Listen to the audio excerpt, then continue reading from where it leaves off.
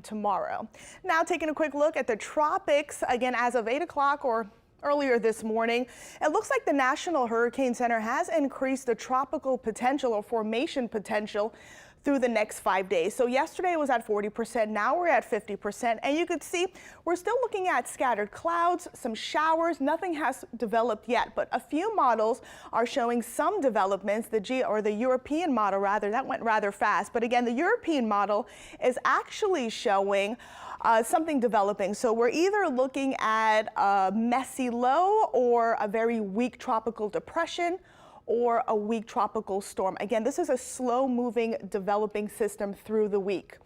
We're looking at closer to this weekend. Now, the GFS model is showing something starting to develop here, and you can see the timestamp. We're actually looking at next week. So right now, we're looking at heavy rain along the coast somewhere.